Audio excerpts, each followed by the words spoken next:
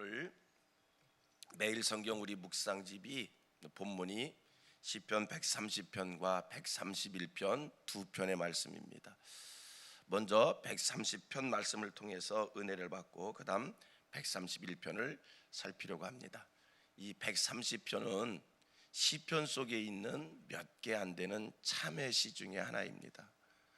시편에는 7개의 참회시가 있는데 6편, 32편, 51편, 102편, 그리고 오늘 본문 130편, 143편을 우리는 참회시다, 죄를 뉘우치는, 죄를 회개하는, 하나님을 향해서 간절하게 죄를 고백하면서 죄를 회개하는 그러한 참회시, 우리가 시편 속에 130개 말씀 7개의 참회시가 있는데, 자 1절 2절 말씀을 보면 본 시편 기자가 죄로 인하여 얼마나 괴로워하는지, 그 죄악 가운데서 그 괴로움 속에서, 고통 속에서 얼마나 간절하게 하나님을 찾는지 우리가 알 수가 있습니다. 뭐라고 표현하냐면요, 여호와여 내가 깊은 데서 주께 부르짖나이다. 쭉 내려가서 6절 말씀 속에서도 시편 기자의 간절한 말씀을 우리가 볼 수가 있습니다. 어떻게? 파수꾼이 아침을 기다림보다 내 영혼이 주를 더 기다리나이다. 그가 얼마만큼 하나님의 은혜를 구하는지, 하나님 앞에서 이 죄 사함을 간절히 원하고 있는지 우리는 이 말씀에서 알 수 있습니다. 뭐라고 표현한다고요? 여호와여 내가 깊은 데서 주께 부르짖나이다. 여러분, 이 말씀에서 어떤 느낌을 받습니까? 내가 깊은 데서 주께 부르짖나이다. 깊은 데서, 깜깜한 밤중에서 주께 부르짖나이다, 이런 느낌도 오고요. 깊은 데서, 고통의 큰 시면의 골짜기에서 내가 주를 부르짖나이다, 이런 느낌도 오고요. 이 깊은 데가 어딘지는, 어느 장소인지는 모르지만 어쨌든 본 시편 기자 내가 깊은 데서, 괴로움이 아주 큰 이 고통 속에서 자기 혼자의 힘으로는 헤어날 수 없는 사지와 같은 데서 내가 주께 부르짖나이다, 간절하게 하나님의 도움의 손길을 구하고 있는 겁니다. 여기서 지금 이 시편 기자가 왜 이렇게 큰 깊은 수렁이와 같은, 그곳이 어디인지는 모르지만 자기의 힘으로는 도저히 빠져나올 수 없는 그런 지경에까지 자기가 왜 이렇게 빠져 있는가? 이 깊은 데가 우리가 이렇게도 생각할 수 있잖아요. 내가 이 질병의 심히 고통 속에서, 관계 속에 이 어려움이 깊은 고통 속에서, 앞이 보이지 않는 이 막막한, 소망이 없어 보이는 이 깊은 골짜기에서 시편 기자는 지금 내가 왜 이런 곳에 빠져서 이렇게 고통스러운가, 길이 보이지 않는가? 그건 바로 죄 때문이다라는 겁니다. 이 모든 일들은 내가 이 죄로 인하여 이 깊은 데에 빠져 있다는 것이고요. 여기 예배하시는 여러분들 삶이 오늘 시편 기자처럼 어떤 연유인지는 모르지만 길이 보이지 않고 소망이 없고 막막하고 답답하고, 오늘 시편 기자처럼 마치 내가 깊은 데 빠져 있는 것 같은 그런 지경에 계신 분들이 있을 겁니다. 그게 관계의 어려움일 수도 있는 것이고요, 물질의 문제일 수도 있는 것이고요, 건강의 문제일 수도 있는 거고요. 그런데 시편 기자는 그걸 뭐 때문에라고, 내가 왜 이 깊은 데 빠졌다고 고백을 하는 겁니까? 죄 때문에. 3절과 4절에서 시편 기자는 또 이렇게 자기가 깊은 죄 가운데 빠져 있지만, 고통 속에 있지만 이런 고백을 하고 있어요. 3절 4절 말씀 같이 읽습니다. 시작. 여호와여 주께서 죄악을 지켜보실진대 주여 누가 서리이까? 4절. 그러나 사유하심이 주께 있음은 주를 경외하게 하심이니이다. 지금 시편 기자는 두 가지를 얘기하는 거예요. 하나님의 법대로 한다면, 하나님의 기준대로 한다면 누가 감히 당신 앞에 설 수 있겠습니까? 하나님의 말씀대로 한다면 누가 죄를 범하지 않고 경건하고 거룩하고 깨끗하게 살 사람 누가 있습니까? 시편 기자의 얘기예요. 그 다음에 믿음의 고백입니다.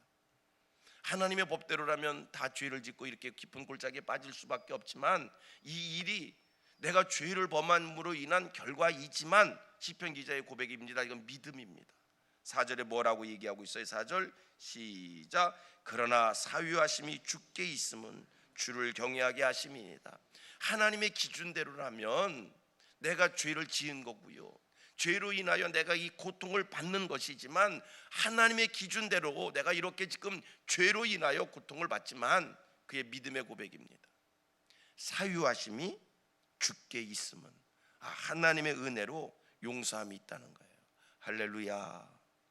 하나님의 은혜로 우리가 이 땅을 살아가는 과정 속에 죄를 지을 수밖에 없고 죄로 인하여 고통 가운데 빠질 수밖에 없지만 여러분, 믿음의 고백입니다.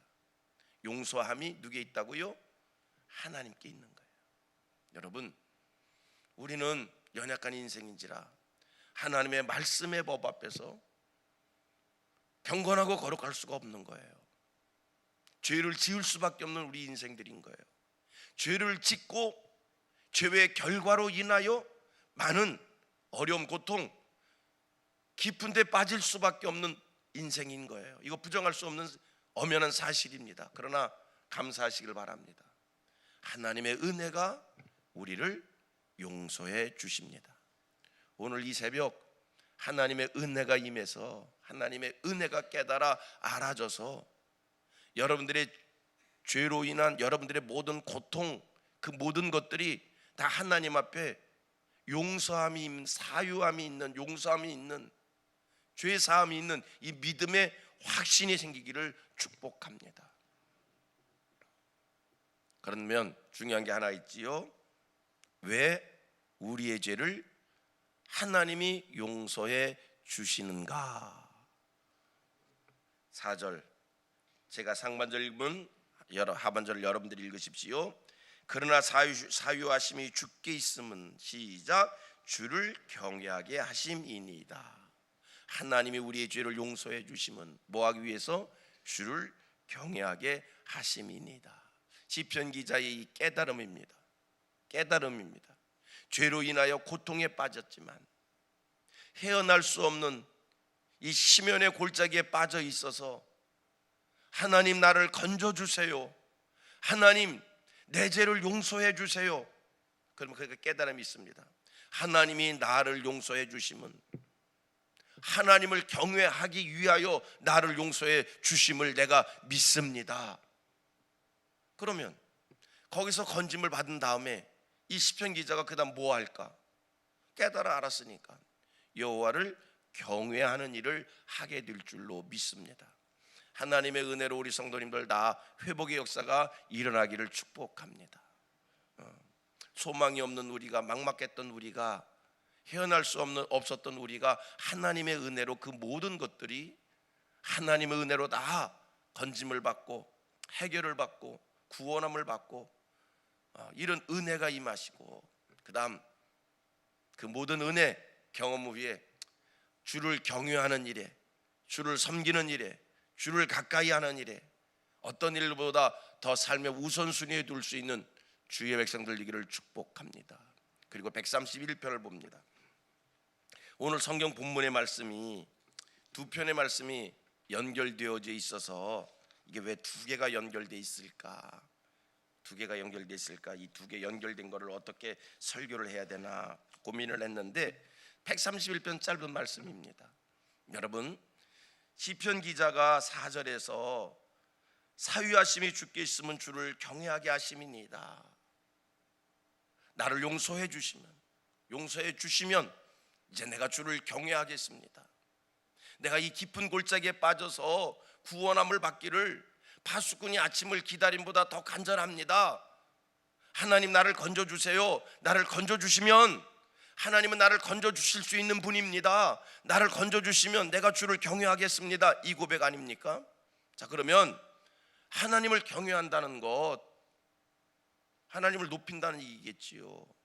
그러나 여러분, 우리가 어떻게 하나님을 높이며 사는가, 내가 진실로 하나님을 경외하며 산다는 게 뭔가, 여러분들 여기 다 신앙인들이시니까요, 예수 잘 믿기를 원하시는 분들이니까요, 마음속 깊은 곳에 하나님, 내가 평생도록 주를 잘 섬기기를 원합니다, 이런 마음이 다 있으실 거예요.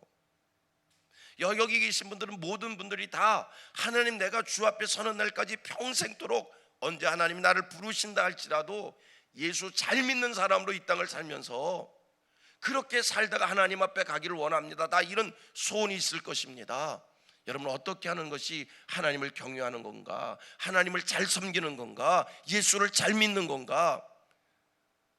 시편 131편 이 말씀 속에 하나님을 경외한다는 게 뭔지, 이렇게 사는 것이 하나님을 경외하는 것인 줄 믿습니다. 짧은 3절의 말씀이지만, 자, 1절로 3절 같이 읽겠습니다. 시작. 여호와여, 내 마음이 교만하지 아니하고 내 눈이 오만하지 아니하오며 내가 큰 일과 감당하지 못할 놀라운 일을 하려고 힘쓰지 아니하나이다. 실로 내가 내 영혼으로 고요하고 평론하게 하기를 젖된 아이가 그의 어머니 품에 있음 같게 하였으나니 내 영혼이 젖된 아이와 같도다. 이스라엘아, 지금부터 영원까지 여호와를 바랄지어다. 본 시편 기자 다윗, 제가 이렇게 하나님을 지금 섬기고 있다는 거예요. 하나님 앞에서 살아가고 있다는 거예요. 아주 당당하게 자기의 지금의 신앙의 모습을, 하나님 앞에 살아가는 모습을 고백합니다. 여러분, 오늘 저와 여러분의 신앙의 모습이 이와 같기를 축복합니다. 교회 다닌다고 하면서, 하나님을 섬긴다고 하면서, 예배한다고 하면서 내 삶의 방식이 세상 사람들, 세속인들 같은 그런 삶의 모습이 아니라 하나님 앞에 사신다면 이런 모습이 채워져야 할 줄 믿습니다. 시편 기자 뭐라고 얘기합니까? 나 교만하지 아니하고 교만하지 않았다는 겁니다. 오만하지 않았다는 겁니다. 여러분, 이 땅을 사는 동안 예수 잘 믿는 사람 되기를 원합니까? 하나님을 잘 섬기시는 사람들 되기를 원합니까? 겸손하게 사십시오. 교만이 아니라 겸손입니다. 성경은 이렇게 말씀합니다. 교만은 패망의 선봉이라고. 우리 인생들이 왜 망하는 겁니까? 우리 인생들이 왜 자빠지는 겁니까? 하나님 앞에서 잘 살던 사람이, 하나님의 축복을 누리던 사람이 왜 실족하는 겁니까? 왜 하나님의 영광을 가리우는 겁니까? 교만해져서. 우리가 늘 이 겸손과 교만을 얘기할 때면 구약의 사울왕을 이야기합니다. 사울왕은 겸손할 때 하나님 앞에 택함 받아서 이스라엘 왕이 됐지만, 교만해서 왕의 자리에서 아주 비참하게 떨어지지요. 실족하지요. 교만하기가 하늘에 닿았을 때, 성경이 이렇게 얘기합니다. 교만은 마귀에게 속한 것이고, 겸손은 하나님이 상 주신다. 하나님을 창조주로 인정하고 하나님 앞에서 가장 낮은 자로, 나는 하나님의 피조물입니다. 모든 사람들을 다 나보다 낫게 여기고, 여러분, 이 땅 살면서 내가 무시할 사람이 누가 있어요?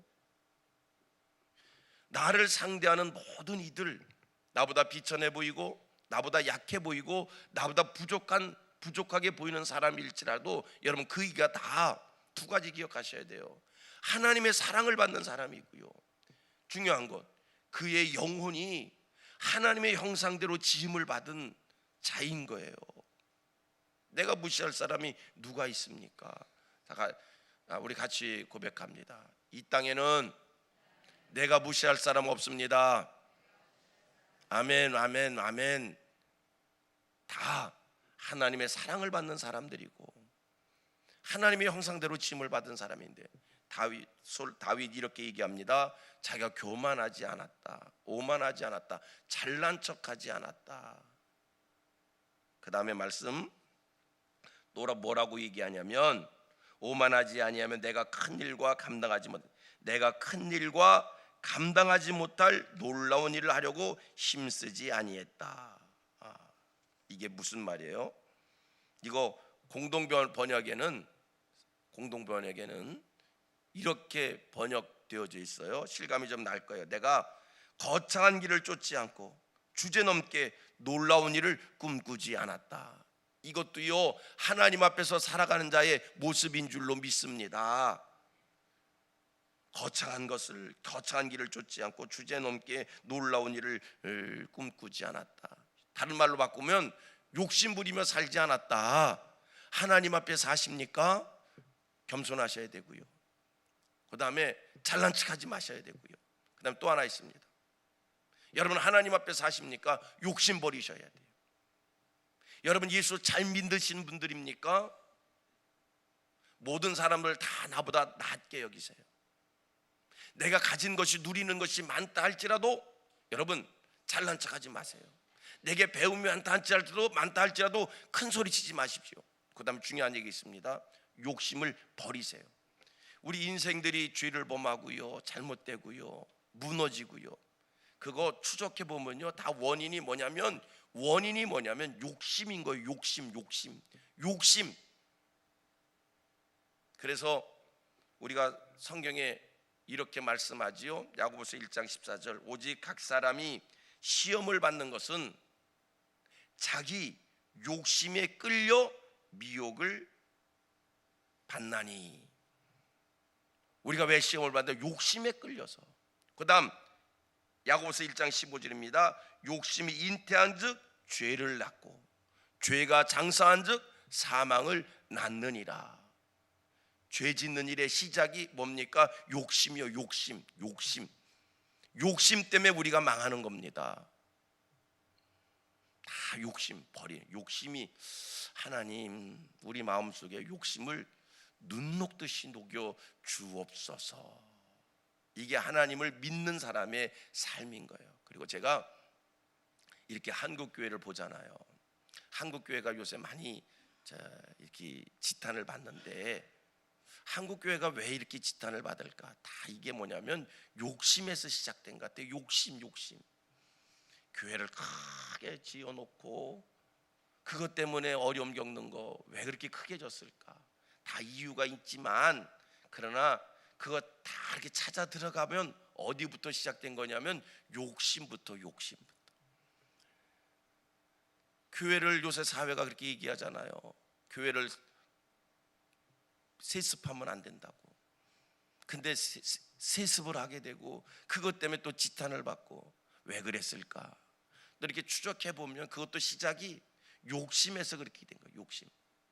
인생들에는 이 욕심이 근데요, 저는 산속에서 혼자 사는 사람들에게 왜 죄를 지을까? 환경이 그런데 왜 죄를 지을까? 그것도 욕심인데, 욕심은 마음속에서 생기는 거잖아요. 환경에서 욕심이 생기는 게 아니라 마음속에서부터 욕심이 일어나는 거기 때문에 산속에 혼자 살아도, 돌을 닦고 살아도 인생들이 죄를 범하는 거예요. 여러분, 오늘 하나님의 은혜가 임해서 우리 마음속에 있는 욕심이 다 눈 녹듯이 녹아지기를 바랍니다. 우리 자녀들이 세상을 참 힘들게 살아요. 적당히 공부하고 적당히 살면 애들이 얼마나 만족도가 높을까? 그런데요, 애들이 참 힘들게 공부하고 어려워요. 여러분, 그거 다 부모 욕심 때문에 애들이 그런 거예요. 하나라도 더 가르치려고 하는 부모의 욕심. 예수 잘 믿으시지요? 하나님 경외하시지요? 하나님 앞에 설 때까지 부끄러움이 없는 신앙인의 모습으로 살다가 하나님 앞에 서기를 소원하시지요? 교만을 버리시고요, 잘난 척을 버리시고요, 욕심을 버리시고요. 그 다음 말씀 3절 말씀 은혜가 됩니다. 이렇게 살아야 되는데, 2절이구나. 2절 이렇게 살아야 된다. 다 같이 시작. 실로 내가 내 영혼으로 고요하고 편안하게 하기를 젖된 아이가 그의 어머니 품에 있음과 같게 하였나니. 이렇게 살았다는 겁니다. 이렇게 살았다는 겁니다. 어떻게? 젖된 아이가 그의 어머니 품에 있음 같게 하였나니. 젖된 아이가 그냥 어머니 품에 안긴 그 젖된 아이의 그 편안함, 엄마 품에 안긴 것이 그게 전부 다인 거예요. 엄마 품에 안긴 게 세상을 다 가진 거예요. 엄마 품에 안기니 더 이상 이 아이에게는 염려, 근심, 걱정거리가 없는 거예요. 여러분, 오늘 여러분들이 주의 품에 안겨 있음이 믿음으로 느껴지는 은혜가 임하기를 원합니다. 여러분, 지금 내가 이 새벽 여러분들 기도하실 때 이 새벽 하나님의 영이 임하셔서 여러분들의 심령을 만져주셔서 여러분들에게 감화 감동해 주셔서 내가 지금 주의 품에 안겨 있구나, 그런 영적 감동을 다 받을 수 있기를 바랍니다. 내가 주님 품에 안겨 있다. 주님이 오늘 이렇게 초청하잖아요. 수고하고 무거운 짐진 자들아 다 내게로 오라. 주님께 와서 내가 주의 품에 딱 안긴 거예요. 그냥 딱 안긴 이 영적인 이 감동을 다 느낄 수 있기를 바랍니다. 주님 품에 안긴 순간 어린아이가 다 근심 걱정 다 떨쳐버리고 편안함을 찾은 것처럼, 그게 신앙인의 모습입니다. 내가 이 순간 주의 품에 안긴, 그래서 모든 염려 근심 다 떨쳐버리고 그것으로 행복한, 주님 품에 안긴, 그걸로 그냥 행복한 거예요. 그걸로 만족한 거예요. 이런 은혜가, 영적인 은혜가 우리에게 임하기를, 이게 하나님을 경외하는 겁니다. 자, 3절 시작.